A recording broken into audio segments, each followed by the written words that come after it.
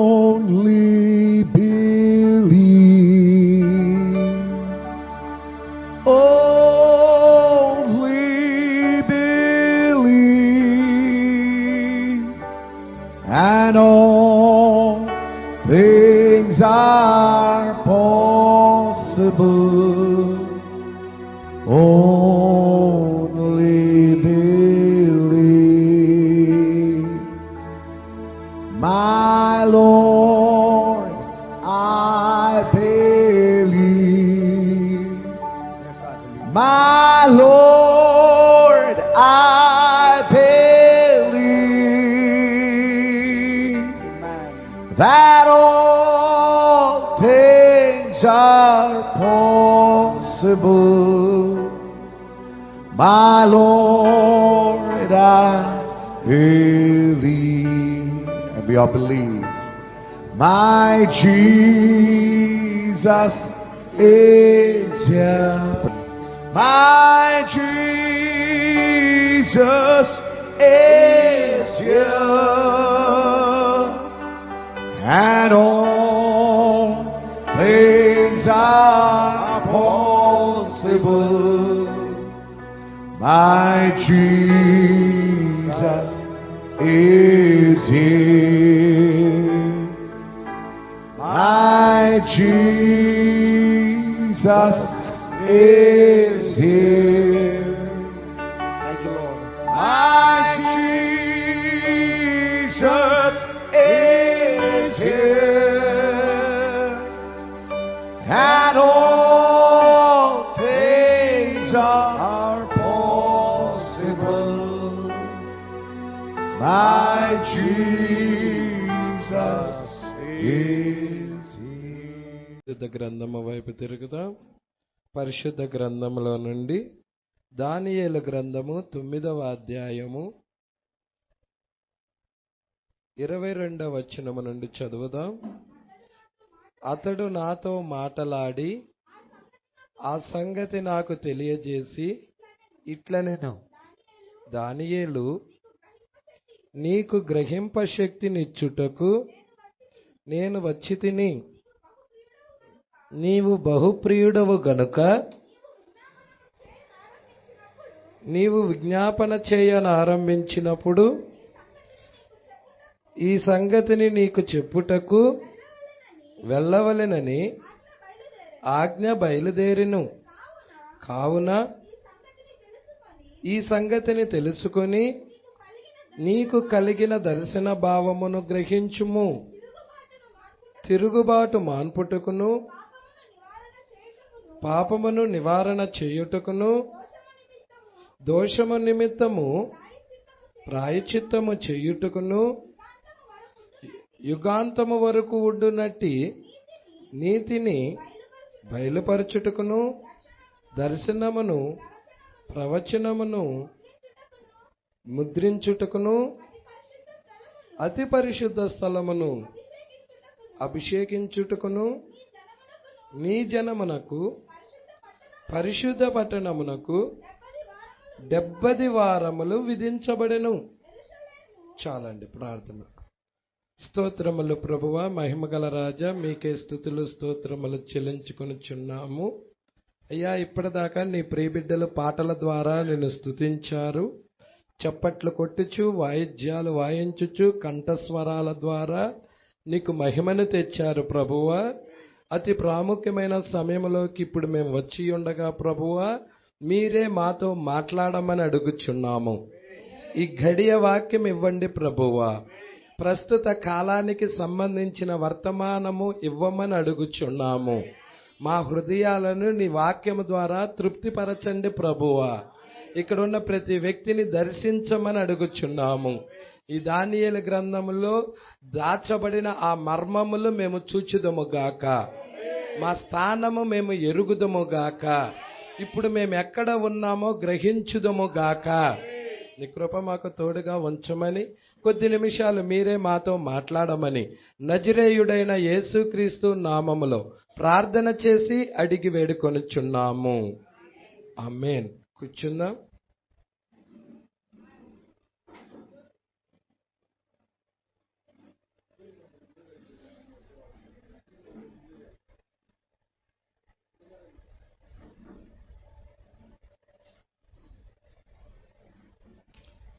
Praise Lord. దేవుడికి మహిమ కలుగును గాక.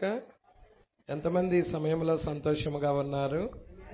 మరి మనం ప్రతి ఆదివారము కూడా దానియేలు గ్రంథము దీంట్లో 70 వారాల మీద ధ్యానం చేస్తున్నాం. మరి మొత్తము 3 పుస్తకాలు ఉన్నాయి. ఒకటి దానియేలునకు గాబ్రియేలు యొక్క సూచనలు, మొదటి పుస్తకము. రెండవ పుస్తకం వచ్చి 6 కారణాలు, రెండవ పుస్తకము. మూడవ పుస్తకము వచ్చి 70వ వారం. మొత్తము 3 పుస్తకాలుగా ఇవి ఉన్నాయి. ఇప్పుడు దానియేలుకు గాబ్రియేలు యొక్క సూచనలు ఏమిటా అనే దానిని మనము ఈ యొక్క మధ్యాహ్న కాల సమయంలో ధ్యానం చేస్తున్నాము.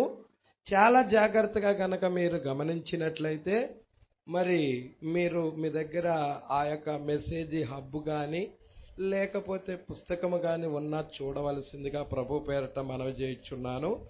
ఇప్పుడు నేను నా దగ్గర ఉన్న పుస్తకంలో ఓల్డ్ ప్రింట్ ఇది 58వ పేరా వైపు చూస్తున్నాను. ప్రజలర్, నా దగ్గర ఉన్న పుస్తకంలో 58వ పేరా. మరి మీ దగ్గర అది ఆ పేరా అదే అనుకుంటాను. సువార్తలో యేసునకు 4 బిరుదులు కలవు. అదేనమ్మా? ఓకే. సువార్తలో యేసుక్రీస్తుకి 4 బిరుదులు ఉన్నాయి. మీరు చూడండి, సువార్తలు ఎన్నున్నాయి?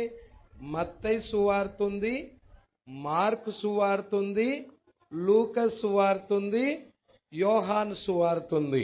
ప్రజలా 4 సువార్తలు ఉన్నాయి. అయితే మీరు చూచినట్లయితే సువార్తలలో మరి యేసుక్రీస్తుకి ఎన్ని బిరుదులు ఉన్నాయంటే 4 బిరుదులు ఉన్నాయి. ప్రజల చాలా ప్రాముఖ్యమైన విషయం ఇది. అయితే ఈ యొక్క 4 సువార్తలు కూడా మనుష్య కుమారుని యొక్క పరిచర్య గురించి వ్రాసారు. ఇక్కడ ఆ 4 బిరుదులు ఏమిటో మనం చూద్దాం. దేవుడికి మహిమ కలుగునుగాక. యేసుకు ఎన్ని బిరుదులున్నాయి? 4 బిరుదులున్నాయి. దానిని మనము కనుగొని ఉన్నాము. ఒక బిరుదు ఏంటి చెప్పండి అయ్యా? దావీదు కుమారుడు. ప్రజల మరి దావీదు కుమారుడుగా యేసుక్రీస్తు ఇంకా రాలేదు. వచ్చాడా అండి?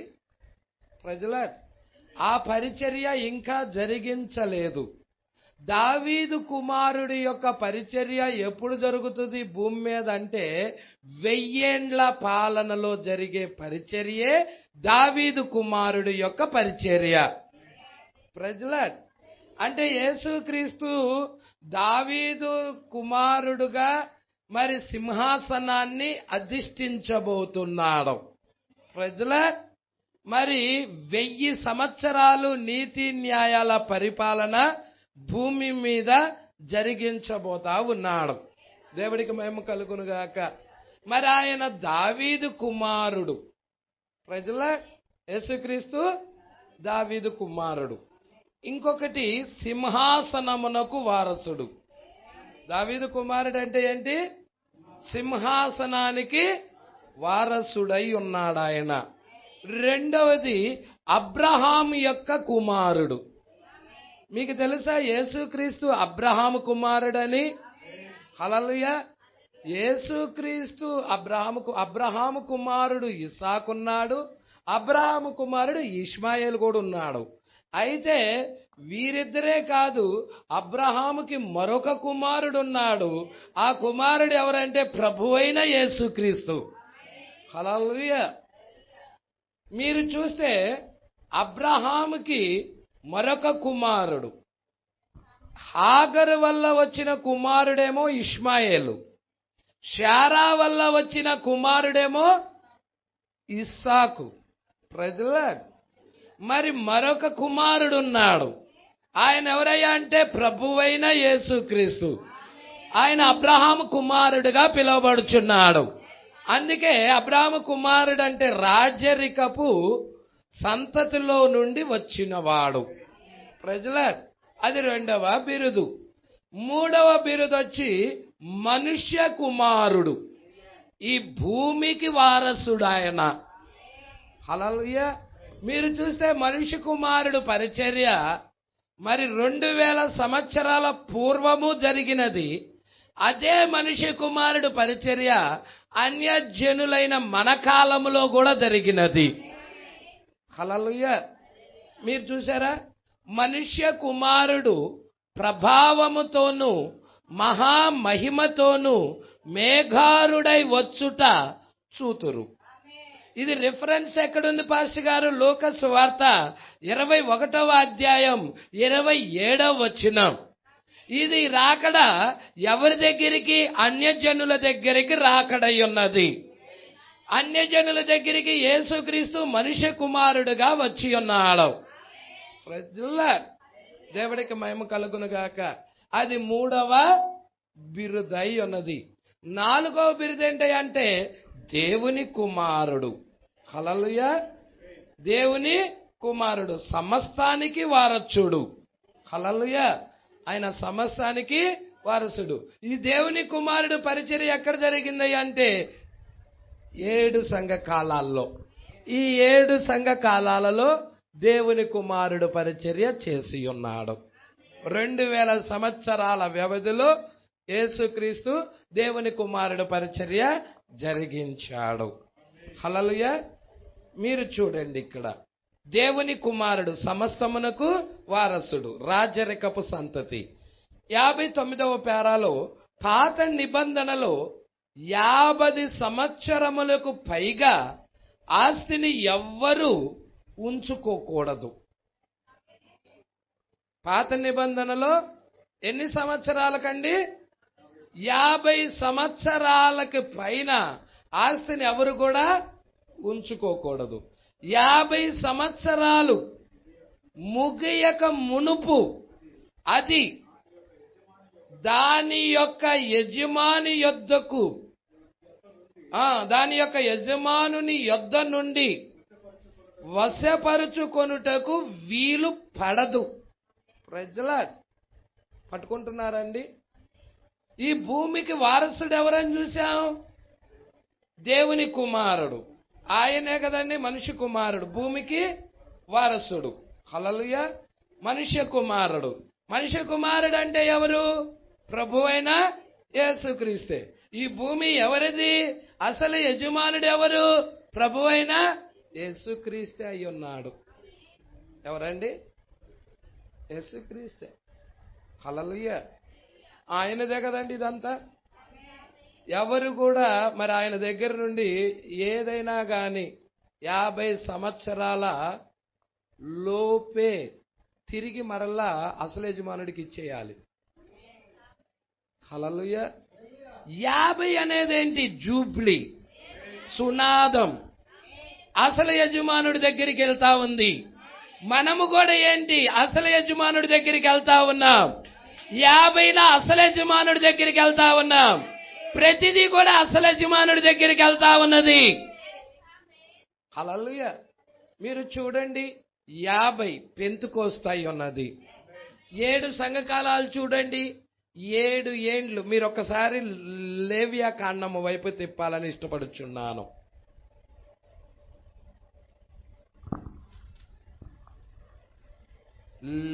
లేవియా కాండము అందరూ తీయండి. 25వ అధ్యాయం 8వ వచనం. మరియు 7 విశ్రాంతి. ఇక్కడ పట్టుకుంటున్నారా సంగమా? జాగ్రత్తగా పట్టుకుంటున్నారా? ప్రతి సంవత్సరము కూడా విశ్రాంతి సంవత్సరమేనా? ప్రతి సంఘకాలము కూడా విశ్రాంతి వస్తుందా? అంటే అర్థం ఏంటి? ఆ దూత వర్తమానం తీసుకొని వస్తున్నాడా? దేవుడి యొక్క రక్తాన్ని తీసుకొని వస్తున్నాడా? పరిశుద్ధాత్మని తీసుకొని వస్తున్నాడా? వాక్యాన్ని తీసుకొని వస్తున్నాడా? ప్రజలారా, ఎన్నున్నాయి? 7 విశ్రాంతి సంవత్సరములు. ప్రజలారా, 7 విశ్రాంతి సంవత్సరములు. అనగా 7 ఏండ్ల గల సంవత్సరములు లెక్కించవలెను. ఆ 7 విశ్రాంతి సంవత్సరముల కాలము. ఇప్పుడు చూడండి, 7 ఇంటూ 1 2 3 4 5 6 7 7 ఇంటూ 7 7 ఏళ్ళు ఎంత అండి? 49 సంవత్సరములు. ప్రజల అంటే సంఘకాలాలు 49 మనం చూస్తున్నాం. 50 దగ్గరికి వచ్చేదలికి ఏమవుతుంది? మహావిశ్రాంతి వస్తా ఉన్నది. అంటే మనుష్య కుమారుడు దిగొస్తా ఉన్నాడు. ప్రతి కాలంలో సునాదన బోరున్నది. హల్లెలూయా. అందుకే ప్రతి కాలము విశ్రాంతి సంవత్సరం ఉన్నది. అందుకే 7 విశ్రాంతి సంవత్సరాలు ఉన్నాయి. అనగా 7 ఏండ్లు గల సంవత్సరాలు లెక్కించాలి. ఆ 7 విశ్రాంతి సంవత్సరాల కాలం ఎంత అవుతుంది? 49 సంవత్సరాలగును. 7వ నెల 10వ నాడు మీ స్వదేశమందంతట శృంగనాదము చెయ్యవలెను. అదే ప్రాయచిత్తార్థ దినమున మీ దేశమందంతట ఆ శృంగనాదము. అంటే మీరు ఏం చూస్తా ఉన్నారు? 7వ, ఇక్కడ ఏమంటున్నాడో చూశారండి? 7వ నెల 10వ నాడు. ఆ 7వ నెల 7వ సంఘకాలమై ఉన్నది. 7 ప్రకటన 10:7 ఏమై ఉన్నదంటే ప్రాయచిత్తార్థ దినమై ఉన్నది. అంటే ప్రకటన 7లో ఎవరు వస్తున్నారు? 7వ దూత వస్తా ఉన్నాడు. 7వ దూత యొక్క వర్తమానం ఏమై ఉన్నది? ప్రాయచిత్తం తీసుకొస్తుంది. 7వ దూత యొక్క వర్తమానం నీకు ప్రాయచిత్తం తీసుకొస్తుందా పాస్టర్ గారు? అవును, ఎస్, మనకు ప్రాయచిత్తం తీసుకొని వస్తా ఉన్నది. హల్లెలూయా. అందుకంటున్నాడు 7వ నెల 10వ నాడు మీ స్వదేశమందంతట శృంగనాదం చేయవలెను. ప్రాయచిత్తార్థ దినమున మీ దేశమంతటా ఆ శృంగనాదము, అదే సునాదన బూర, ఆ శృంగనాదము చెయ్యవలెను. మీరు ఆ సంవత్సరమున, అనగా పట్టుకుంటున్నారండి? ఇక్కడ 49 సంవత్సరాలు అయిపోయినాయి. నెక్స్ట్ వచ్చే సంవత్సరం ఏ సంవత్సరం? అది 50వ సంవత్సరము. జూబ్లీ అయ్యున్నది, మహాసునాదమై ఉన్నది. మీరు చూడండి, 50వ రోజున పెంతుకోస్తు పరిశుద్ధాత్మ మేడగదిలో 120 మంది మీదకి అగ్ని జ్వాలల వంటి నాలుకలుగా విభాగించుకొని వారందరి మీదకి దిగొచ్చినది. అంటే దేవుడు వారిలోకి వచ్చేస్తున్నాడు. దేవుడికి మహిమ కలుగునుగాక. అదే ఈ చివరి దినాల్లో కూడా మరలా రిపీట్ కాబోతా ఉన్నది. ఆ దేవుడే మనలోకి శరీరం అవుతా ఉన్నాడు. హల్లెలూయా. అందుకే అంటున్నాడు 10వ వచనం, మీరు ఆ సంవత్సరమును, అనగా 50వ సంవత్సరమును పరిశుద్ధపరచి మీ దేశవాసులందరికీ విడుదల కలిగిందని. ఇప్పుడు మనము చేయాల్సింది అదేనా? ఇప్పుడు మన వర్తమానం అదేనా? ఇప్పుడు విడుదల కలిగిందని చాటించాలి. మనం ఇక బానిసలము కాదు. ప్రజలారా, మనం ఇక బానిసలము కానే కాదు. హల్లెలూయా. ఆ శృంగనాదము వినబడే అంతవరకు ఆ యజమానుడు దగ్గర ఆ కూలివాడు పని చేస్తా ఉంటాడు. ఎప్పుడైతే ఆ సునాదన బూర వినబడుతుందో, ఆ శృంగనాదం వినబడుతుందో, తన యొక్క భార అక్కడ పనిముట్లన్నీ పడవేసి అతడు ఏమవుతాడంటే విడుదల పొంది వెళ్ళిపోతా ఉంటాడు. ప్రజలారా, ఈ లోకాధికారికి ప్రజలారా బానిసగా ఉన్న ఈ వ్యక్తి ఎప్పుడైతే సునాదన బోర వచ్చినదో, ఎప్పుడైతే 7వ దూత బోర వచ్చినదో, 7వ దూత బోర వినబడినదో, అతడు విడుదల పొందుకుంటున్నాడు. పాపము నుండి విడుదల పొందుతున్నాడు. ఈ సమస్త లోక కార్యాల నుండి విడుదల పొందుతున్నాడు. అతడికి శృంగనాదం వినబడినది. ఇక్కడ ఉన్న వాళ్ళల్లో ఎంతమందికి శృంగనాదం వినబడినది?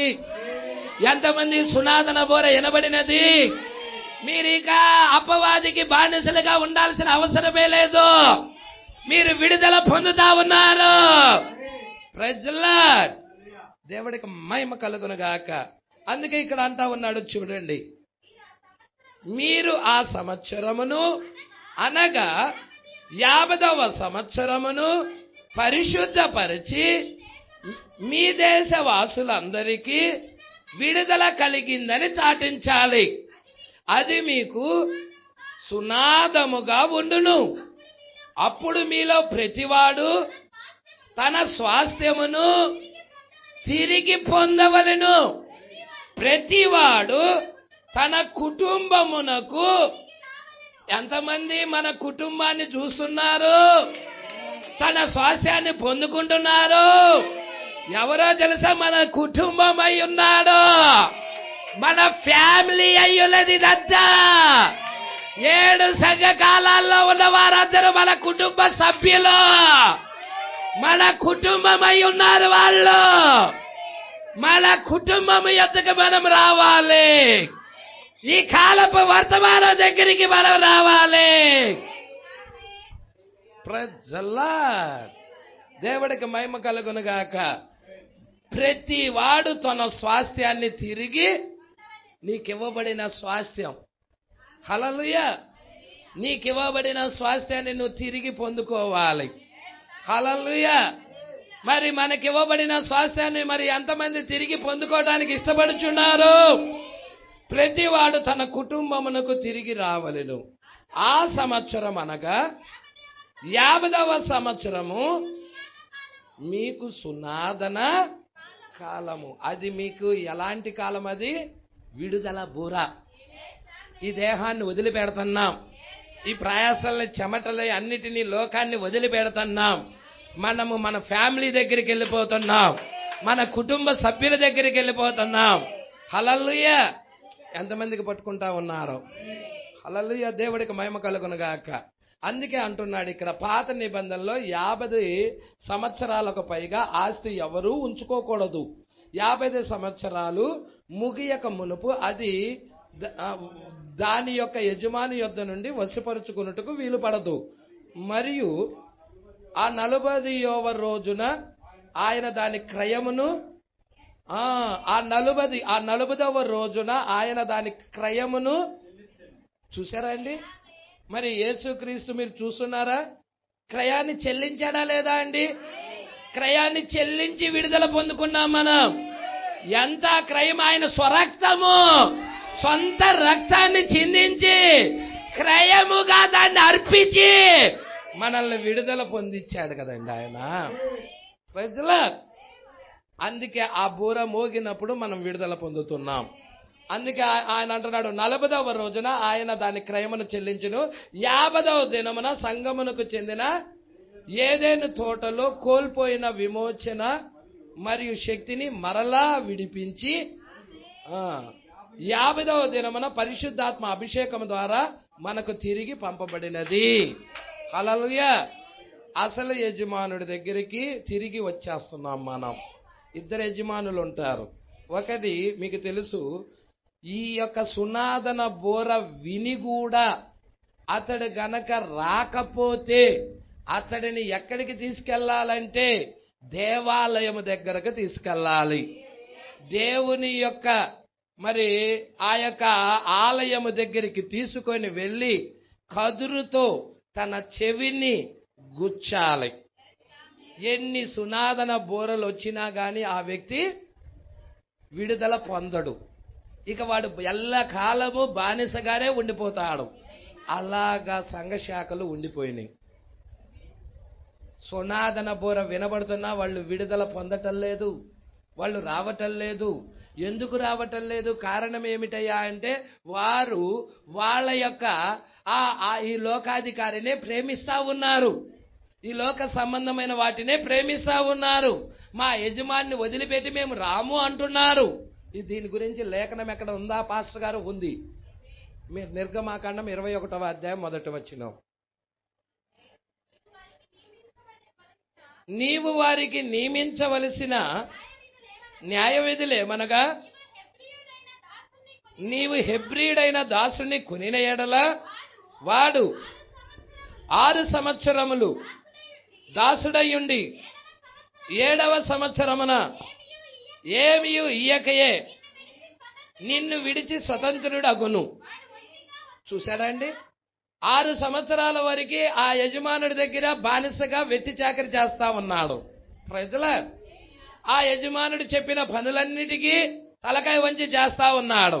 అయితే 7వ సంవత్సరమున సునాదన బూర వినబడుతుంది. ఆ సునాదన బూర టైంలో అతడు ఏమియు ఇయ్యకయే విడుదల పొందుతున్నాడు. 6 సంవత్సరాలు కష్టపడి పనిచేశాడు. 7వ సంవత్సరం రాంగల్లా అది విడుదల బోర అయి ఉన్నది, అది సునాదన బోర అయి ఉన్నది. ఇప్పుడు 7వ సంవత్సరం అతడు ఏమవుతున్నాడు? స్వతంత్రుడు అవుతున్నాడు. వాడు ఒంటిగా వచ్చిన ఎడల, ఒంటిగా అంటే ఒక్కడుగా వస్తే ఒక్కడుగానే ఒంటరిగానే వెళ్ళొచ్చు. ప్రజల వాడికి గనక భార్య ఉండిన ఎడల వాని భార్య, ఇప్పుడు వచ్చేటప్పుడు వాడికి భార్య ఉందనుకో, హల్లెలూయా, వెళ్ళేటప్పుడు కూడా వాడి భార్యని ఎంట పెట్టుకొని తీసుకెళ్ళాలి. వాని యజమానుడు, ఇక్కడ ఒక సంగతి మీరు జాగ్రత్తగా పట్టుకోండి. ఇప్పుడు వాని యజమానుడు వాడికి భార్య ఇస్తే, ప్రజల వచ్చేటప్పుడు ఒంటరిగా వచ్చాడు. వచ్చిన తర్వాత ఇక్కడ వాడి యజమానుడు ఏం చేశాడంటే వాడికి భార్యని ఇచ్చాడు. హల్లెలూయా. ఎవరు వాడి యజమానుడు? దేవుడు కాదు. ఇక్కడ దేవుడికి మహిమ కలుగును గాక. అతడు ఒక బానిసగా ఉన్నాడు, ఒక ఖైదీగా ఉన్నాడు, ఈ లోకాధికారి దగ్గర ఖైదీగా ఉన్నాడు. అతడికి ఏమిస్తున్నాడు? ఆ భార్యను అప్పచెప్తా ఉన్నాడు. అప్పుడు ఏం చేయాలంటమ్మా?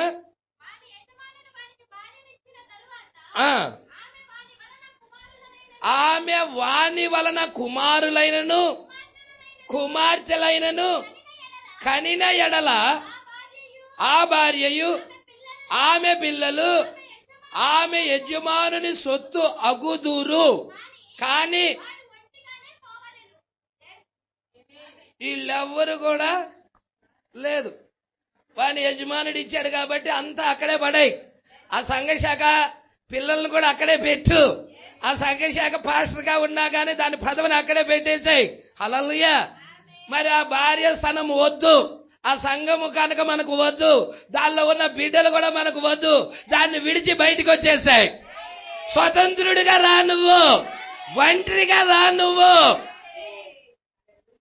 ప్రజల లేదయ్యా, నేను ఆ డినామినేషన్ సంఘాన్ని వదిలిపెట్టలేనయ్యా, ఆ భార్యను నేను వదిలిపెట్టలేనయ్యా, అంతేకాదు ఆ పిల్లలను కూడా అక్కడ ఉన్న సభ్యులను కూడా నేను వదిలిపెట్టలేనయ్యా అని ఏ పాస్టర్ అయినా చెప్పాడనుకో, పట్టుకో ఏమంటున్నాడు? ఆ దాసుడు, నేను నా యజమానుణ్ణి, నా భార్యను, నా పిల్లలను నేను ప్రేమిస్తున్నాను, నేను వారిని విడిచి స్వతంత్రుడినై పోనొల్లనని నిజంగా చెప్పినట్లయితే ఈ సునాదన బోర వచ్చినది, ఈ సునాదన వర్తమానం వచ్చినది, ఈ సునాదన బోర విని కూడా అతడు రానొల్ల పోతే వాని యజమానుడు ఎక్కడికి తీసుకెళ్ళాలి? దేవుని యొద్దకు తీసుకెళ్ళాలి. దేవుడు ఎక్కడుంటున్నాడు? మెసేజ్ సంఘములో, వర్తమానం సంఘములో. ఇప్పుడు వర్తమాన సంఘములో మెసేజ్ దగ్గర నుంచి, దేవుని ఇంటి దగ్గర నుంచి తీర్పు బయలుదేరుతుంది. సంఘమే దేవుడి ఇల్లు, ఇక్కడ నుండే తీర్పు బయలుదేరుతుంది. ఇప్పుడు దేవుని ఇంటికి తేవాలి అతన్ని. హల్లెలూయా. పట్టుకోండా. వాని యజమానుడు దేవుని యొద్దకు వాణ్ణి తీసుకొని రావాలి. మరియు వాని యజమానుడు తలుపు నొద్దకైనను ద్వార బంధకము నొద్దకైనను వారిని తోడుకొని పోయి వాడి చెవిని కదురుతో గుచ్చవలెను. తరువాత వాడు నిరంతరము ఆ యజమానుడికి లోకస్తుడికి దాసుడై నిరంతరం దాసుడై ఉండును. ఇక స్వతంత్రుడు అవటానికి ఛాన్స్ లేదు. ఆల్ రైట్, ముద్ర పడిపోయింది, చెవికి పడిపోయింది, చెవికి ముద్ర పడిపోయింది, గుర్తు పడిపోయింది. దేవుడికి మహిమ కలుగును గాక. వాడు నిరంతరము ఎవరికి దాసుడుగా ఉంటాడు?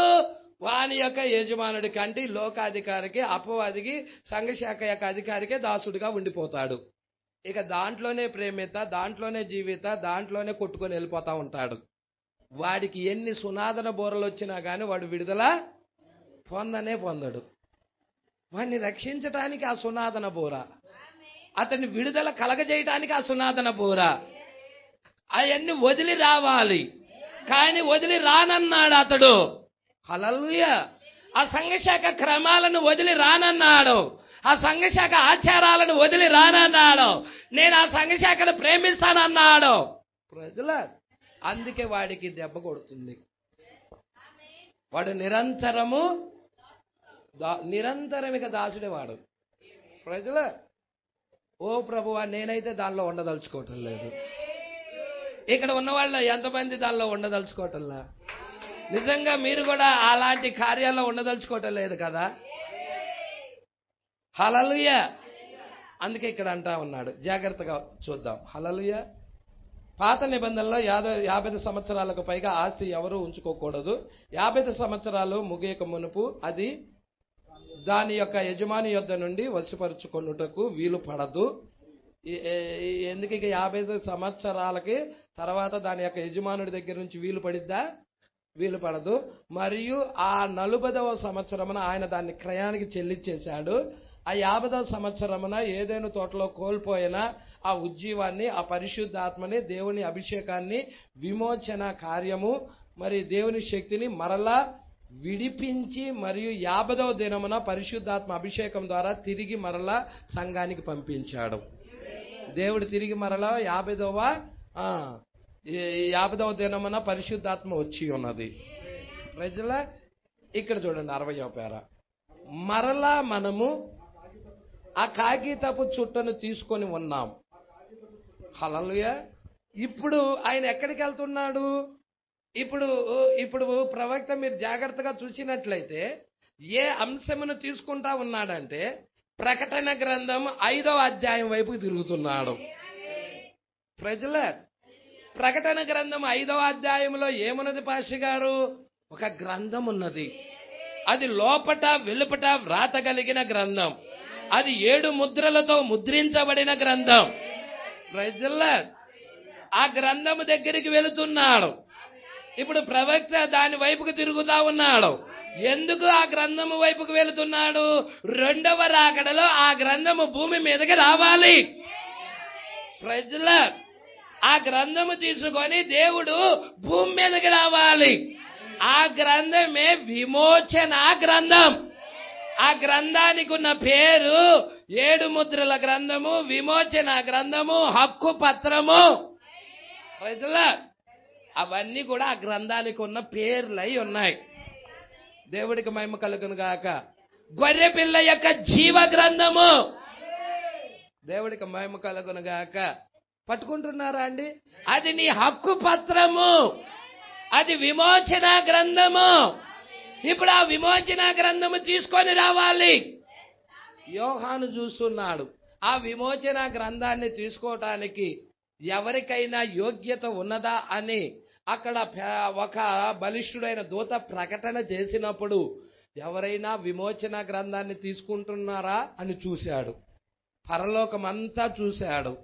ఎవ్వరూ ఆ విమోచన గ్రంథాన్ని తీసుకోలేదు. చూడటానికి కూడా యోగ్యత లేదని రాశాడు అక్కడ. సరే, భూలోకం అంతా చూశాడు. భూలోకంలో కూడా చూడటానికి కూడా అర్హులు గాని యోగ్యులు గాని ఎవరు కనబడలా. భూమి క్రింద ఉన్న ఇంకొక లోకం ఉన్నది, పాతాళ లోకం. దానిలో చూశాడు. పరలోకంలోనే లేకపోతే పాతాళ లోకంలో ఏడ ఉంటారు ప్రజలు? మరి అక్కడ కూడా ఎవరు కనబడలా. అప్పుడు యోహాను బిగ్గరగా ఏడుస్తున్నాడు. పరలోకం వెళ్ళి ఏడుస్తున్నాడు. ప్రజలు, ఎందుకు యోహానా నువ్వు ఏడుస్తున్నావు? ఏడ్చాడా యోహాను? ఏడ్చాడా యోహాను? ఎందుకు యోహాను నువ్వు ఏడుస్తున్నావు? పరలోకానికి వెళ్ళి ఎందుకు ఏడుస్తున్నావు? ప్రజలు, పరలోకానికి వెళ్ళి ఎందుకు ఏడుస్తున్నావు? నువ్వు గనక యోహాను ఇంటర్వ్యూ చేసినట్లయితే యోహాను ఏమంటాడో తెలుసా? ఆ గ్రంథము విప్పకపోతే సృష్టి యావత్తు మానవ జాతితో సహా నశింపవుతుంది. ఆ గ్రంథము విప్పబడాలి. ఆ గ్రంథము విప్పకపోతే మానవ జాతి మొత్తము కూడా తుడిచిపెట్టుకుపోతుంది. సృష్టి కూడా యావత్తు నశింపవుతుంది. అందుకే బిగ్గరగా ఏడుస్తున్నాడు. ప్రజల, అందుకే బిగ్గరగా యోహాను ఏడుస్తున్నాడు. దేవుడికి మహిమ కలుగునుగాక. హల్లెలూయా. ఎప్పుడైతే ఏడుస్తున్నాడో, ఏడుపు కొంచెము క్షణము మాత్రమే, క్షణము టైము మాత్రమే. ఎమ్మటే పెద్దలలో ఒక పెద్ద వచ్చేసాడు యోహాను దగ్గరికి. యోహానా, ఏడవాక, దేవుని ప్రణాళిక నీకు తెలియజెప్పడానికి వచ్చాను. ఇదిగో యోధా గోత్రపు సింహము ఆ 7 ముద్రలు తీస్తా ఉంటది. ఖచ్చితంగా సింహము జయము పొందినది. ప్రజల, నువ్వు వేడవ్వాక అని చెప్పాడు. దేవుడికి మహిమ కలుగునుగాక. ఇప్పుడు సింహము ఎట్లుండొచ్చి దాన్ని చూస్తున్నాడు. అన్ని వైపులు చూస్తున్నాడు. సింహము కనపడతల్లా. సింహాసనంలో నుండి గొర్రె పిల్ల వచ్చినది. ఆ సింహాసనంలో నుండి గొర్రె పిల్ల వచ్చి సింహాసనం మీద కూర్చున్న వాడి చేతిలో నుండి గ్రంథం పట్టుకున్నది. అది 7 కొమ్ములు కలిగిన గొర్రె పిల్ల, 7 కన్నులు కలిగిన గొర్రె పిల్ల. అది వధించబడిన గొర్రె పిల్ల. రక్తము కారుచున్న గొర్రె పిల్ల వచ్చి ఆ గ్రంథాన్ని పట్టుకున్నది. ఇప్పుడు అందరూ కూడా నీవే యోగ్యుడు అని ఆ గొర్రె పిల్లకి స్తోత్రాలు పలకడం ప్రారంభించారు. ఆ గొర్రె పిల్లకి స్తుతులు చెప్పడం ప్రారంభించారు. నీవే అర్హుడవు.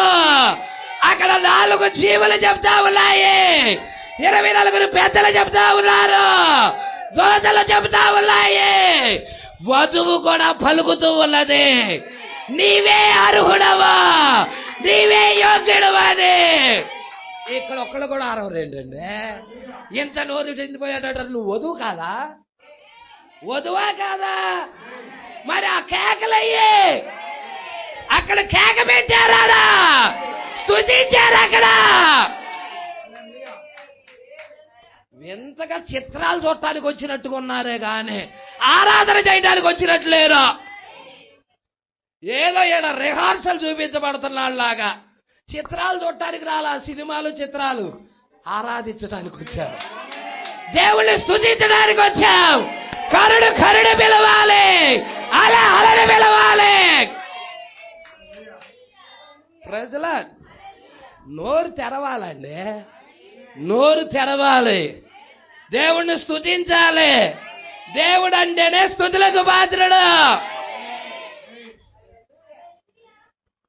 ప్రజల, నీవే అర్హుడు అయ్యా, నీవే యోగ్యుడు అయ్యా. చదువు బ్రదర్ ఒకసారి ప్రకటన గ్రంథం 5వ అధ్యాయం. మరియు అక్కడ కాదమ్మా, హల్లెలూయా.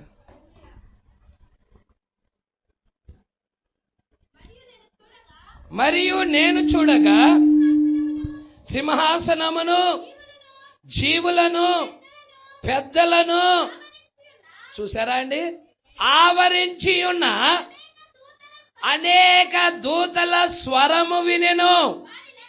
వారి లెక్క కోట్ల కొలదిగా ఉండెను.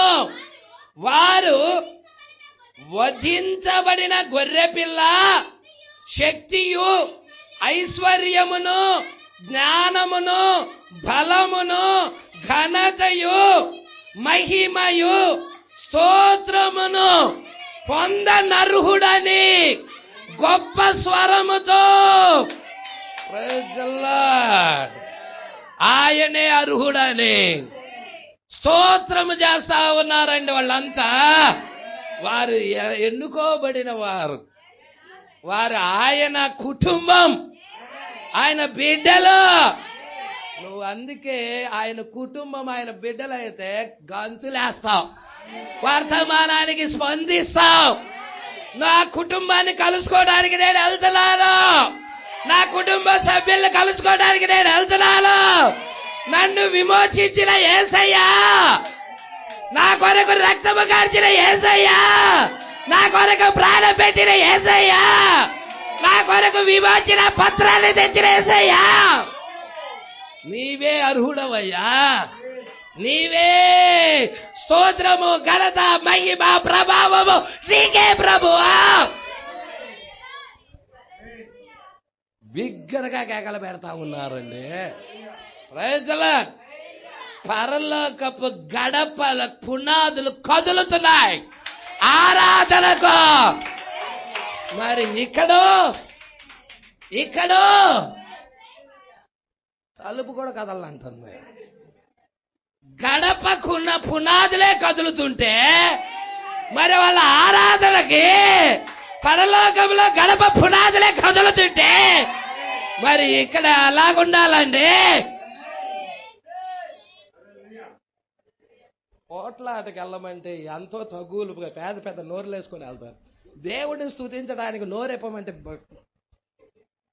గట్టిగా బిగేసుకొని కూర్చుంటారు. ఉపయోగం ఏంటమ్మా? దేవుడి సన్నిధికి వచ్చి దేవుడిని స్తుతించమంటే బిగేసుకొని కూర్చోవడం వల్ల ఉపయోగం ఏంటి? తెరువు నోరు ఆయన నింపుతాడు, ఆయన వాక్యముతో నింపుతాడు, జీవ జలముతో నింపుతాడు. అందుకే ఇక్కడ అంటున్నాడు హల్లెలూయా.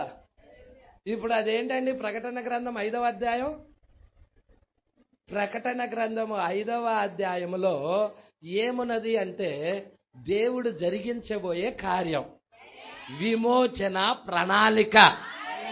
విమోచన ప్రణాళిక మీకు సంఘకాలాలకి ముద్రలకి మధ్యలో పెట్టాడు. అది విమోచన ప్రణాళిక. హల్లెలూయా.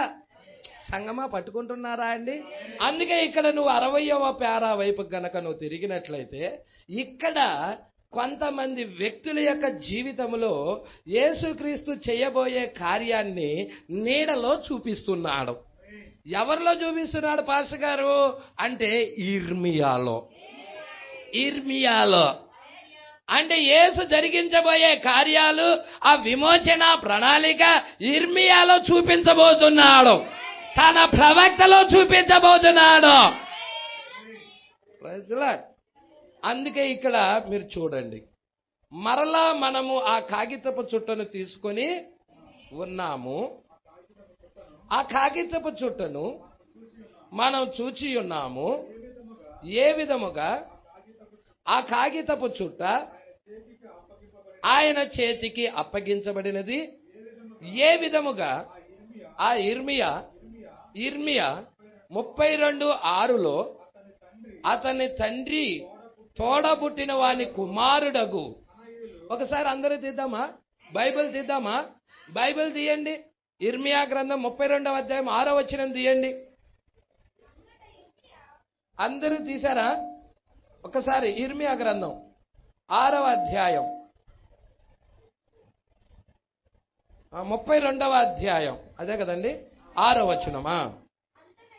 అంతటి ఇర్మియా ఇట్లనెను, యెహోవా వాక్కు నాకు ప్రత్యక్షమై ఇలాగు సెలవిచ్చెను, నీ తండ్రి తోడబుట్టిన షల్లూము కుమారుడగు హనమేలు. ప్రజల పట్టుకుంటున్నారా అండి?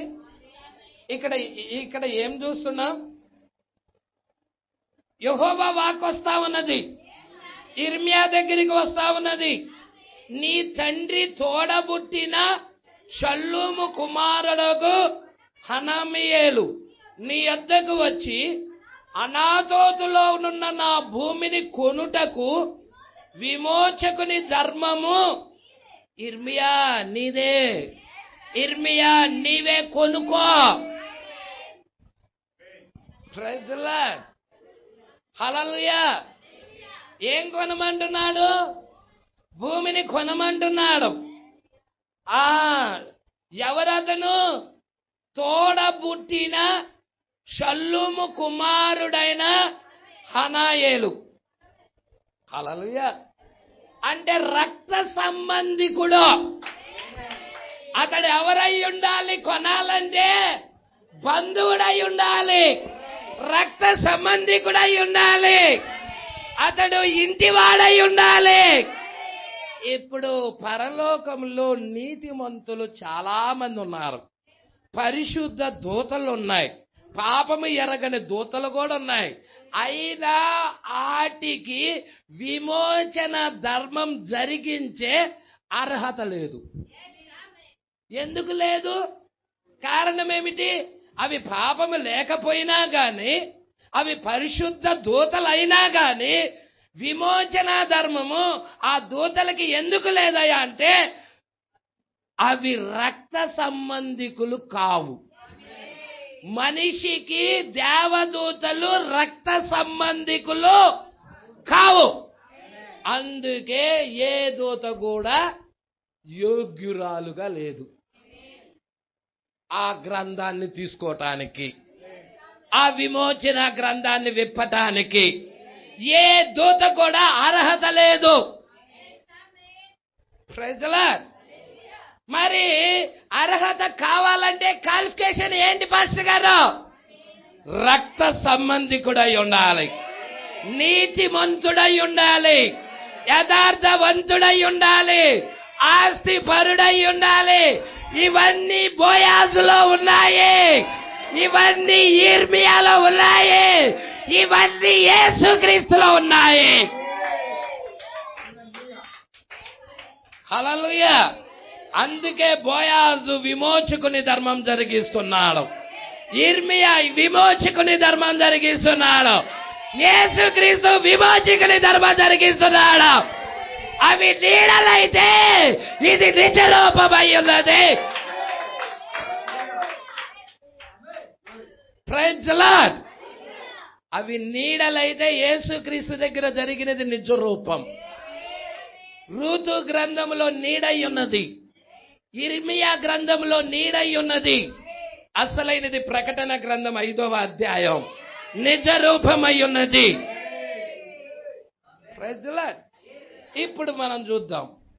నీ తండ్రి తోడబుట్టిన షల్లూము కుమారుడగు హనమీయేలు నీ యొద్దకు వచ్చి అనాతోతులో ఉన్న నా భూమిని కొనుటకు విమోచకుని ధర్మము నీదే, దాన్ని కొనుక్కోమని చెప్పెను.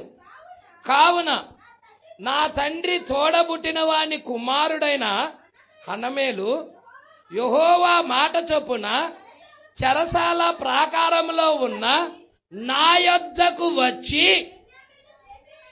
బెన్యామీను దేశమందలి అనాతోతులో ఉన్న నా భూమిని దయచేసి కొనుము, దానికి వారసుడవు నీవే, దాని విమోచనము నీ వలనే జరగవలెను, దాన్ని కొనుక్కోమని నాతో అనగా అది యెహోవా వాక్కని నేను తెలుసుకొని నా తండ్రి తోడబుట్టిన వాని కుమారుడైన హనమీయేలు పొలమును కొని 17 తులముల వెండి తూచి. ఎంత వెండి అండి? 17 తులముల వెండి, 17 తులముల వెండి తూచిస్తా ఉన్నాడు. Praise the Lord. ఎప్పుడైతే 17 తులముల వెండి తూచిస్తా ఉన్నాడో విమోచన ధర్మం జరుగుతా ఉన్నది అక్కడ. కొనుక్కుంటా ఉన్నాడు అక్కడ. మీరు చూస్తా ఉన్నారా? బలిష్ఠుడైన దూత వచ్చాడు. ప్రకటన 10వ అధ్యాయంలో వచ్చాడు. ఇక్కడ ప్రకటన 17లో ఉన్నాడు. ఈ యొక్క విమోచన ధర్మాన్ని ఈయనకి అప్పచెప్పాడు. Praise Lord. ఇప్పుడు 10:7లో 10:1లో ఉన్న ఆయన 10:7లోకి వచ్చాడు. ఈలోకి వచ్చింది ఎవరు? 10:1లో ఉన్న ఆయన వచ్చాడు. Praise Lord. అంటే నిన్ను విడిపించడానికి, నిన్ను రక్షించడానికి, నిన్ను స్వతంత్రుడు చేయడానికి. Praise Lord. ఇప్పుడు 10:1లో ఉన్న ఆయన 10:8లోకి వచ్చేస్తున్నాడు. 10:8 ఎవరు? వధువయ్యులదే, పెళ్లి కుమార్తె అయ్యులదే, ఆయన భార్య అయ్యులదే. ఇప్పుడు ఆయనే ఆయన భార్యలోకి శరీరం ధరిస్తున్నాడు. Praise the lord. ఆయనే ఆయన భార్యలోకి శరీరం ధరిస్తున్నాడు. 10:1లో ఉన్న ఆయన 10:8లోకి వచ్చేసేస్తున్నాడు. 10:8 కూర్చోన్నది. 10:8 ఎదురు చూస్తా ఉన్నది. 10:1 కోసం ఎదురు చూస్తుంది. 10:1 10:8లోకి వచ్చింది. Praise the Lord. సంగమా, పట్టుకుంటున్నావు ఈ కార్యాలు? ఇవేవి డినామినేషన్కి తెలియవు. పాత నిబంధనలో ఉన్న కార్యాలు, రూతు పుస్తకం తెలియదు, ఇర్మియా గ్రంథం తెలియదు. ఏదో చెప్పుకుంటే కథలు చెప్పుకుంటాడు కాదు. విమోచన ప్రణాళిక ఇది. ఇది విమోచన గ్రంథం. ఇది నువ్వెవరువో చూపించేది, నువ్వు దేనికి సంబంధించిన వాడో చూపించేది ఈ వర్తమానమై ఉన్నది. Praise the Lord. అందుకే అంటున్నాడు అమ్మా ఇక్కడ 9వ వచనం, నా తండ్రి తోడబుట్టిన వాని కుమారుడైన హనమేలు పొలమును కొని 17 తులముల వెండి తూచి అతనికిచ్చి తిని, నేను క్రయపత్రం, హల్లెలూయా, క్రయపత్రం 7 ముద్రల యొక్క పుస్తకం రాసే ఈ పత్రాన్ని ఎక్కడ పెడుతున్నాడయ్యా? మట్టి కుండలో పెడుతున్నాడు. Praise the Lord. ఈ పత్రాన్ని ఈయనలో పెట్టాడు. 17లో పెట్టాడు. ఇక్కడ ఇది మట్టి పాత్ర. ఈ శరీరం భూమిలో నుండి వచ్చినది, మట్టిలో నుండి వచ్చినది. కాబట్టి మట్టి పాత్రలో పెట్టాడు. ఈ పాత్రాన్ని పెట్టాడు. Praise the Lord. ఇది ముద్రలతో ముద్రించబడినది. 7 ముద్రలతో ముద్రించబడినది. హల్లెలూయా. అందుకే అంటున్నాడు చూడమ్మా, నేను క్రయపత్రము వ్రాసి ముద్ర వేసి సాక్షులను పిలిచి త్రాసుతో ఆ వెండి తూచి క్రయపత్రమును అనగా ముద్రగల విడుదల కైకోలును వడంబడికను, ముద్రలేని విడుదల కైకోలు వడంబడికను తీసుకొంటిని. అప్పుడు నా తండ్రి తోడబుట్టిన వాని కుమారుడైన హనయేలు ఎదుటను ఆ క్రయపత్రములో చేవ్రాలు చేసిన సాక్షుల ఎదుటను చెరసాల ప్రాకారంలో కూర్చున్న యూదులందరి ఎదుటను నేను మహాశయ కుమారుడకు నెరియా కుమారుడైన బారూకునకు ఆ క్రయపత్రము అప్పగించి వారి కన్నుల ఎదుట బారూకునకు. ఇప్పుడు క్రయపత్రము ఎవరి దగ్గరికి వెళ్ళినది? ఎవరి దగ్గరికి వెళ్ళినది? క్రయపత్రము బారూకు దగ్గరికి వచ్చినది. Praise the lord. పట్టుకుంటున్నారా అండి?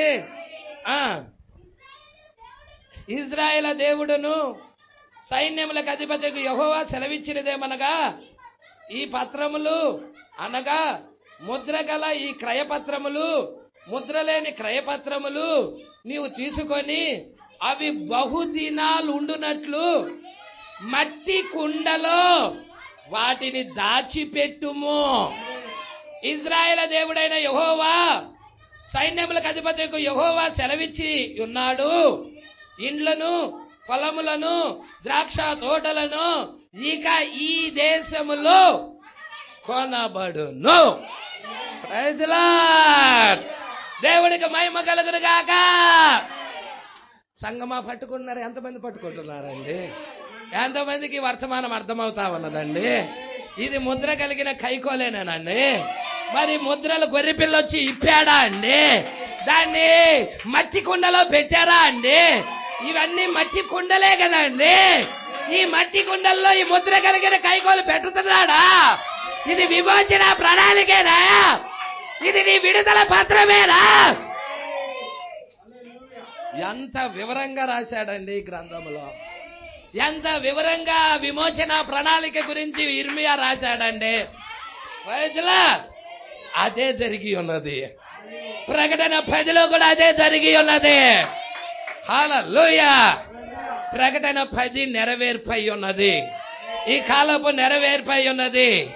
ఇర్మియా 32 నెరవేర్పై ఉన్నది. రూతు పుస్తకము 4వ అధ్యాయము నెరవేర్పై ఉన్నది. ఈ కాలము ఫుల్ఫిల్ అయి ఉన్నది. దేవుడికి మహిమ కలుగును గాక. అందుకే ఇక్కడ అంటున్నాడు ఇర్మియా 32:6లో, అతని తండ్రి తోడబుట్టిన వాని కుమారుడుగా అనయ్యలు అతని దగ్గర కొంత వారసత్వ భూమిని విడిచి మరియు వారి చెరపట్టబడి కొనిపోబడుదురు. ఈ ఉదయం దానిలోనికి మనం పోబోచున్నాము. చెరపట్టబడుట మరియు అది ఒక మట్టి కుండలో అది దాచిపెట్టబడెను. ఇది ఈ మట్టి కుండ దేన్ని సూచిస్తుంది అనగా, మన హృదయ అంతరంగములో ఉన్న ఆ దేవుని యొక్క శక్తిని, ఎక్కడ ఉన్నది అన్న దానిని, మరియు కాగితపు చుట్టలు మరియు దేవుని యొక్క మర్మయుక్తమైన విషయాలు ఉంచుటను చూస్తారండి. అవన్నీ ఏంటి? మర్మమైన విషయాలేనా? ఎక్కడ పెట్టాడండి? హృదయములో. కాగితాలు చుట్టి హృదయంలో పెట్టేశాడు. మట్టి కుండలోనండి, మట్టి కుండలో పెట్టాడు. కాగితాలు చుట్టి మట్టి కుండలో పెట్టాడు. అదే రాస్తున్నాడు హెబ్రీలకు రాసిన పత్రిక 10వ అధ్యాయం.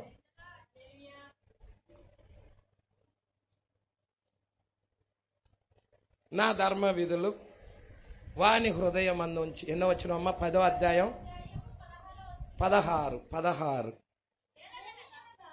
అమ్మ ఎత్తి కొంచెం. ఏలయనగా ఆ దినాలైన తర్వాత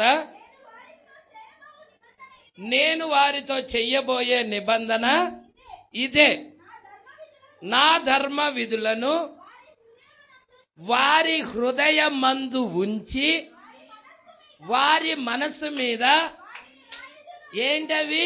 దేవుని వాక్యాలు, దేవుని మర్మములు. ఎక్కడ రాస్తున్నాడు? హృదయమందుంచి మనసు మీద రాస్తున్నాడు. ఎప్పుడు? ఇప్పుడా? No no no no no no no ఇప్పుడు కాదది. ముందు నిర్ణయంలోనే రాసేశాడు. ఆ ముందు నిర్ణయంలోనే ఆ కార్యం ఫుల్ఫిల్ అయిపోయింది. ఆ జనులు జన్మించటముతో, ఆ జనులు పుట్టటముతో, ఆ వాక్యము ఫుల్ఫిల్ దగ్గర నుంచి వచ్చేటప్పుడే ఆ వ్యక్తి లోపల ఉన్న వాక్యము, ఫుల్ఫిల్ దగ్గర నుంచి వచ్చే వాక్యము ఒకదానికొకటి కలుసుకుంటది.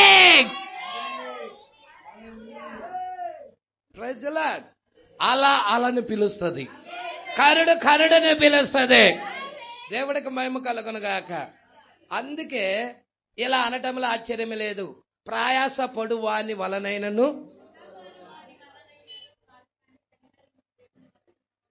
ఆమేన్ హల్లెలూయా.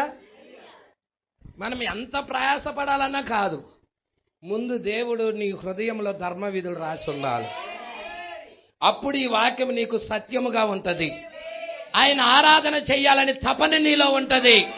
సన్నిధికి వెళ్ళాలని ఆరాధన నీలో ఉంటది. దేవుణ్ణి విడిచిపెట్టగా ఆయన ఆరాధిస్తా ఉంటావా? ప్రజలా, ఇది చెప్పటము ద్వారా కాదు, ఇది వానిలో ఉన్న విత్తనము ద్వారాగా. ఇది ఒక వ్యక్తిని చెప్పటము ద్వారా ఆ వ్యక్తి రాలేడు. అతనిలో ఉన్న విత్తనము దేవుణ్ణి ఆరాధించేలాగా చేస్తుంది, దేవుణ్ణి స్తుతించేలాగా చేస్తుంది, దేవుణ్ణి మహిమపరిచేలాగా చేస్తుంది. అందుకే ఇక్కడ అంటున్నాడు, చదువుదాము. మట్టి కొండలో హల్లెలూయా కాగితపు చుట్టలు మరియు దేవుని యొక్క మర్మయుక్తమైన విషయాలు ఉంచుటను.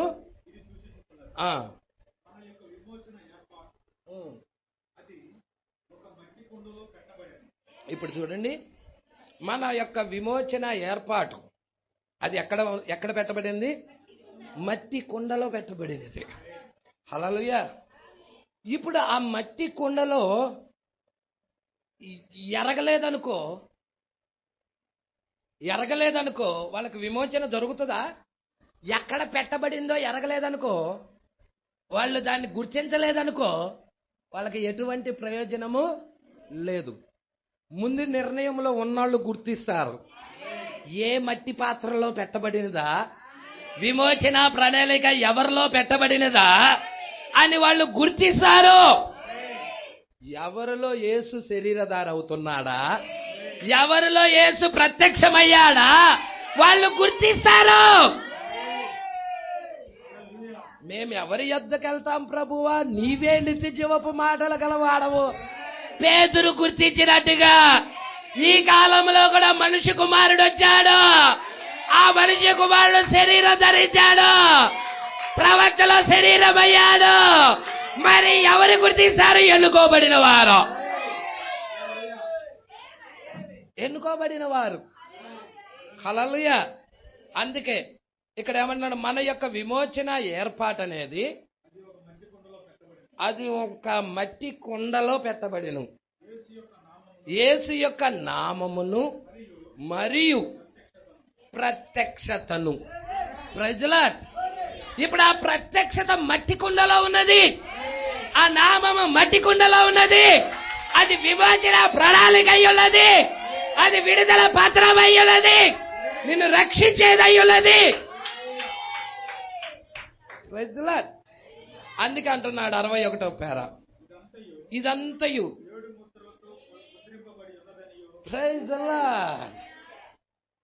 మొదటి రాకడలో యూదులందరూ ఏం చూస్తున్నారంటే యెహోవాయే దేవుడు, యెహోవాయే దేవుడు, యెహోవాయే దేవుడు అని చూశారు. దేవుడు ఏం చేశాడంటే ముసుగును మార్చేశాడు. దేవుడు ఏం చేశాడు? ముసుగును మార్చి కుమారుడు రూపంలో వచ్చాడు.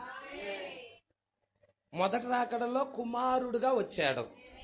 ఎప్పుడైతే కుమారుడు రూపంలో వచ్చేసాడో ఇక వాళ్ళు చూసే విషయంలో వాక్యం నిజమే గాని నువ్వు చెప్పేది తప్పు, నీ మాట మేము విన్నాం, వాక్యం అయితే మేము నమ్ముతున్నాం. హల్లెలూయా. వాక్యము వారి మధ్య ప్రత్యక్షమైనా గాని వాళ్ళు ఎరగలేకపోయారు. ఇప్పుడు ఇది రెండవ రాకడ. మరి రెండవ రాకడలో యేసు ప్రజలా ఇప్పుడు ఎవరిలో శరీరం అవుతున్నాడయ్యా అంటే వధువులో శరీరం అవుతున్నాడు. చెప్పాడా? మీకు అర్థం కాకపోతే మళ్ళీ ఎక్స్ప్లెయిన్ చేస్తా. దేవుడిలో ఉన్న సమస్తము యేసుక్రీస్తులో కుమ్మరించబడినది. ఇప్పుడు యేసుక్రీస్తులో ఉన్న సమస్తము ఆయన భార్యలో కుమ్మరించబడినది. దైవత్వం యొక్క సర్వ పరిపూర్ణత కూడా ఆయన భార్యలో కుమ్మరించబడినది. ఇంకో రకంగా చెప్పాలంటే యేసు యొక్క అడ్రస్ ఎక్కడ అంటే ఆయన భార్య అయి ఉన్నారు, ఆయన భార్య అయి ఉన్నది. యేసు మొదటి రాకడలో ఏమన్నాడు? నన్ను చూచిన వాడు నా తండ్రిని చూచినట్టే అన్నాడు. ఇప్పుడు ఆయన భార్యను కనుక నువ్వు చూడగలిగినట్టయితే, ఆయన భార్యలను క్రీస్తును చూడగలిగినట్టయితే నువ్వు యేసును చూడగలుగుతున్నావా?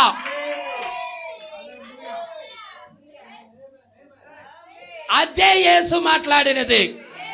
గ్రీకులు వచ్చారు, మేము దేవుణ్ణి చూడాలనుకున్నారు. హల్లెలూయా. ఆయన యేసు ఇలా చెప్పుకోలే, నేనే దేవుణ్ణని చెప్పాడా అండి? నేనే దేవుణ్ణని చెప్పుకోలే. గ్రీకులతో ఇలా అన్నాడు, గోధుమ గింజ భూమిలో పడి చనిపోవాలి, అది విస్తారంగా ఫలిస్తుంది అన్నాడు. అంతే. హల్లెలూయా. గ్రీకులకు ఆన్సర్ అదే. ఓ మేము దేవుణ్ణి చూడగోరుచున్నాం. మీ బోధకుడు ఏంటయ్యా, గోధుమ గింజ భూమిలో పడి చనిపోతే విస్తారంగా ఫలిస్తుంది అంటున్నాడు. మేము వచ్చిన ఉద్దేశం ఏంటి? దేవుణ్ణి చూడగోరుతున్నాం. మరి యేసు చెప్పిన ఉద్దేశం ఏంటి? యేసు చెప్పిన ఆన్సర్ ఏంటి? అదే అయ్యున్నది. యేసు చెప్పినది కూడా అదే అయ్యున్నది. వాళ్ళు ఏ ప్రశ్న అడిగారో దానికి జవాబేసిచ్చాడు. ఏంటి? యేసు జవాబిచ్చాడా? ఏమిచ్చాడు యేసు అక్కడ జవాబు? గోధుమ గింజ భూమిలో పడి చనిపోతే గాని అది విస్తారంగా ఫలించదు అన్నాడు. అదే జవాబు. ఎస్, అదే జవాబు. అదే జవాబు. ప్రత్యక్షత కావాలి నువ్వు చూడాలంటే, బయలుపాటు కావాలి నువ్వు చూడాలంటే. ఎట్టా పాస్టర్ గారు అది జవాబు? గోధుమ గింజ ఎవరో కాదు, యేసే. మొదటి రాకడలో యూదుల దగ్గరికి, అన్ని జనుల దగ్గరికి యేసుక్రీస్తు రాలేదు. ప్రజలా, ఇప్పుడు యేసుక్రీస్తు వచ్చేది ఎప్పుడయ్యా అంటే రెండవ రాకడలో. రెండవ రాకడలో అన్ని జనుల దగ్గరికి వస్తాడు. అప్పుడు విస్తారమైన గోధుమలు, విస్తారమైన యేసులు చూడగలుగుతారు. అదే వధువులో ఉన్న యేసు. వధువులో ఉన్న యేసు. ప్రజల వాళ్ళు అడిగిన ప్రశ్నకు సరైన జవాబిచ్చాడు. దేవుడికి మహిమ కలుగును గాక. అందుకే ఇక్కడికి వచ్చేసేద్దాం, చదువుదాం. ఇదంతయు 7 ముద్రలతో ముద్రించబడి ఉన్నదనియు, మరియు ఒక్కొక్క ముద్ర, ఇప్పుడు ఒక ముద్ర పక్కన చుట్టబడినదా పైన చుట్టబడినదా? ఒకదానిపై ఒకటి చుట్టబడినదా, ఒకదాని పక్కన ఒకటి చుట్టబడినదా? ఇక్కడ రాశారుగా.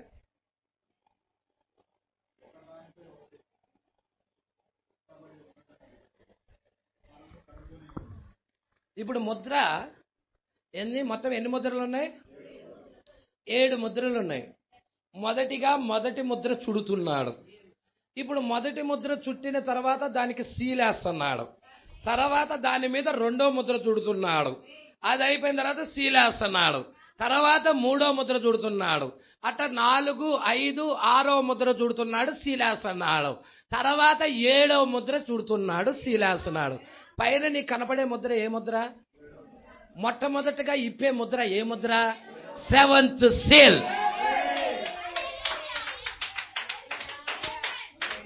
అందుకే ప్రకటన గ్రంథం 1వ అధ్యాయం 7th seal. ప్రకటన గ్రంథం 1వ అధ్యాయం 7th seal పాస్టర్ గారు. ఎస్, అది 7th seal అయి ఉన్నది. నేను ప్రకటన గ్రంథం 10వ అధ్యాయం 7th seal అనుకున్నాగా పాస్టర్ గారు. ప్రకటన గ్రంథం 10వ అధ్యాయం 7th seal. ప్రకటన గ్రంథం 1వ అధ్యాయం 7th seal. ప్రజల ఏంటి పాస్టర్ గారు? ప్రకటన గ్రంథం 10వ అధ్యాయము 7th seal, ప్రకటన గ్రంథం 1వ అధ్యాయము 7th seal. 10వ అధ్యాయంలో ఏముందో 1వ అధ్యాయంలో అదే ఉంది.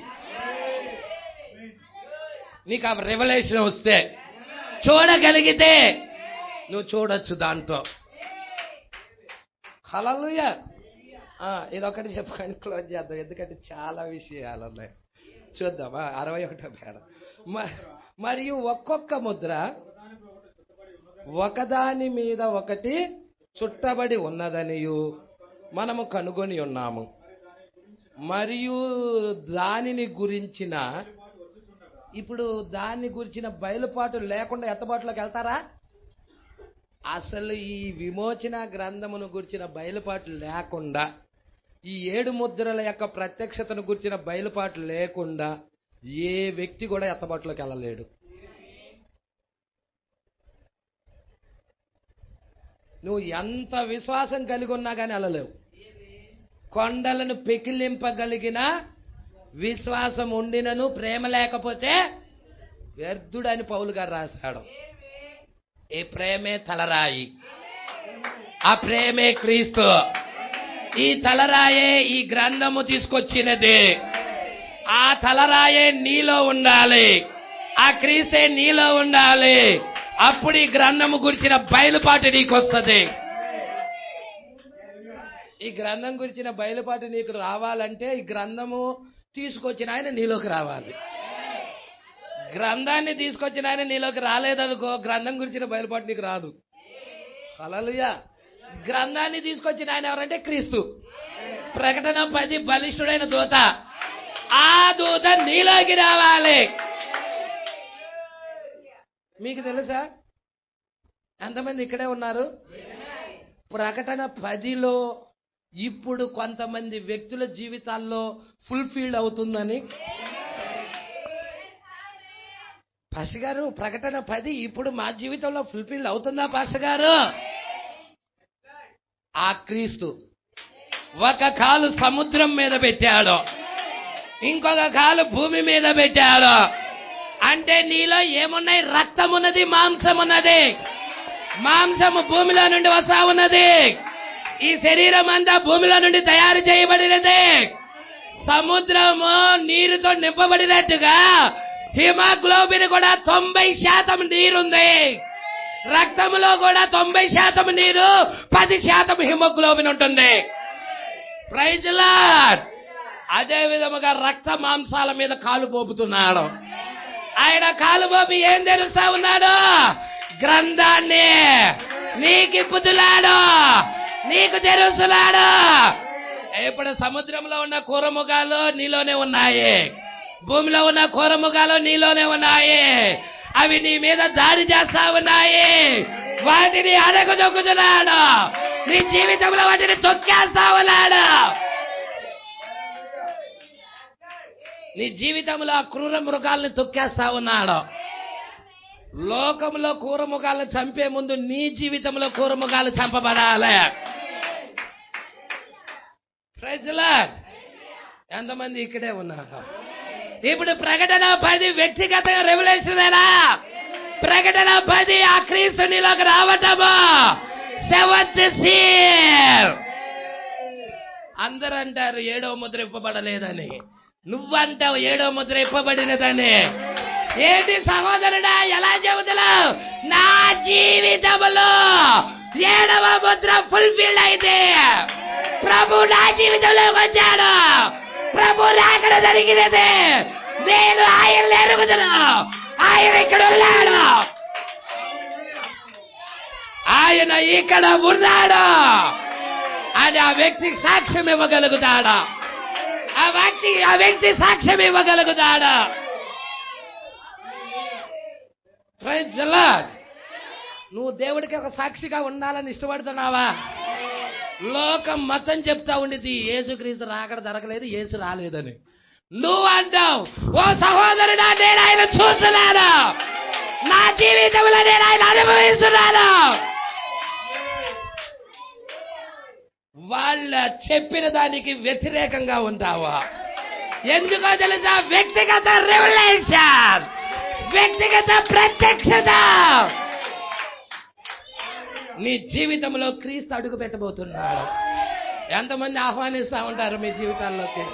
ప్రభువా, నా జీవితంలోకి రా ప్రభువా, నా జీవితంలోకి రా ప్రభువా.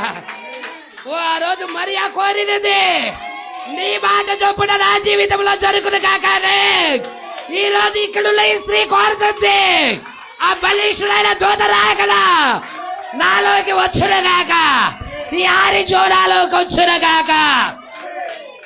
ఈ డ్రై ఏరియాలోకి, ఈ భయంకరమైన ఏరియాలోకి, ఈ పాపభూయిష్టమైన జీవితంలోకి ఆ బలిష్ఠుడైన దూత అడుగు పెట్టునుగాక.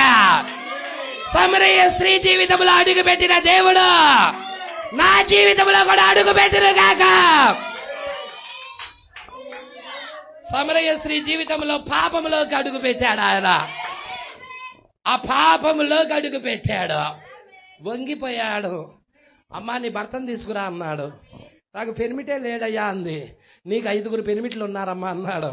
హృదయం పగిలిపోయినది. హల్లెలూయా. ఇప్పుడున్నాడు నీ భర్త కాదమ్మా అని చెప్పేసేసాడు. అయ్యా నువ్వు మెస్సియా అని గ్రహిస్తున్నానయ్యా. ఆ మంటా ఉన్నది మెస్సియా వచ్చాడని, ఆ మంటా ఉన్నది ప్రభు రాకడ జరిగినదని, యాజకులు అంటా ఉన్నారు ప్రభు ఇంకా రాలేదని. ఎవరి మాట నమ్ముతావు? వేసే మాట, వ్యభిచారి అయిన వేసే మాట, సమరయ స్త్రీ మాట నమ్ముతావా, లేక ప్రధాన యాజకుల మాట నమ్ముతావా? ఆ రోజు ప్రధాన యాజకులు చెప్తున్నాడు యేసు ఇంకా రాలేదని. Hallelujah. Praise the Lord. Messiah రాకడ జరిగినదని సమరయ స్త్రీ చెబుతా ఉన్నది. ఆమె జీవితంలో జరిగినది. కొంతమంది వ్యక్తుల జీవితంలో క్రీస్తు రాకడ జరుగుతా ఉన్నది. ఓ మీ జీవితాల్లో క్రీస్తు ప్రత్యక్షమవుతా ఉన్నాడు. 7th seal, 7వ ముద్ర మీ జీవితంలో విప్పబడతా ఉన్నది. అందుకే ఇక్కడ అంటా ఉన్నాడు, మరియు దానిని గూర్చిన బయలుపాటు వచ్చుచుండగా ఆ ముద్రను లాగెను, దాన్ని తెరిచాడు. మరి ఆ ముద్ర ఏమి చెప్పుచున్నదో చదివాడు. అటు పిదప తదుపరి ముద్ర ఆయన తెరిచాడు. ఆ కాగితపు చుట్ట వలె ఉన్న దాన్ని విప్పాడు. ఆ ముద్ర ఏమి చెప్పుతున్నదో చదివాడు. అట్లే ఇంకొక ముద్ర కూడా విప్పాడు. మనము త్వరలో ధ్యానించనయ్యున్న ఆ 7 ముద్రల గురించిన కార్యము సరిగా ఆ విధముగా ఉండును. మనము నమ్ముచున్నాము అది చేయునది. ఒక్కొక్క ముద్ర ఎత్తినప్పుడు ఆ పుస్తకము విప్పబడి మరి ఏమి సంభవించుచున్నదా అనే దానిని అది చూపిస్తుంది. ముద్ర విప్పినప్పుడు ఏం సంభవిస్తుందో చూపిస్తుంది. హల్లెలూయా. ఇప్పుడు ముద్ర గురించిన బయలుపాటు లేనాడు ఏం సంభవిస్తుందో తెలియదు వాడికి. ముద్ర గురించిన బయలుపాటు ఉన్నాడు, ఏం సంభవిస్తుందో వాళ్ళు ముందే తెలుసు. Praise the Lord. ఎందుకు? ముద్రలు ఇప్పబడ్డాయి కాబట్టి వారికి ముందుగానే తెలుసు. దేవుడికి మహిమ కలుగునుగాక. దీన్ని మనం ముగించలేం సహోదరుడా. ఎంత లోతుకైనా తీసుకెళ్ళచ్చు, ఎంత లోతుకైనా తీసుకెళ్ళచ్చు. ఏలియా వెళ్ళే కాలం ఏలియాకి తెలుసు. Praise the Lord. వెళ్ళే కాలం తెలుసా? ముద్రలిప్పబడ్డాయి. వధువు కూడా తెలుసు. ఎందుకో తెలుసా? ఈ కాలంలో ముద్రలిప్పబడ్డాయి. అందుకే ప్రార్థించు సహోదరుడా, నీవు ఆ యొక్క వధువులో ఒక సభ్యుడిగా ఉండాలంటే ఆ ముద్రల గురించిన బయలుపాటు, ప్రత్యక్షత నీకు చూపబడాలి. అది చూపబడకుండా రెవల్యూషన్ రాదు. ఎవరు చూపేది? దేవుడే. గొర్రెపిల్లే చూపిస్తున్నాడు ఇప్పి. మీరు కావాలంటే ప్రకటన గ్రంథం 6వ అధ్యాయంలో చూడండి, గొర్రెపిల్లే ముద్రలు ఇప్పి చూపిస్తున్నాడు. మరి నీకు కూడా గొర్రెపిల్ల ఇప్పి చూపించాలి. మీకు తెలుసా? గొర్రెపిల్లే ఈయనకి ఇప్పి చూపించింది. అదే గొర్రెపిల్ల నీకు కూడా ఇప్పి చూపించాలి. అప్పుడు ఆ రెవల్యూషన్ అందుకోగలవు, ఆ ప్రత్యక్షతను నువ్వు పట్టుకోగలవు. ఎంతమందికి అర్థమవుతా ఉన్నది? మరి ప్రార్థన చేసుకుందాం. అందరం లేచి నిలబడదాం. దేవుడి మాటలు దీవించి ఆశీర్వదించును గాక. నెక్స్ట్ వారం 62వ పేరా నుండి చూద్దామండి.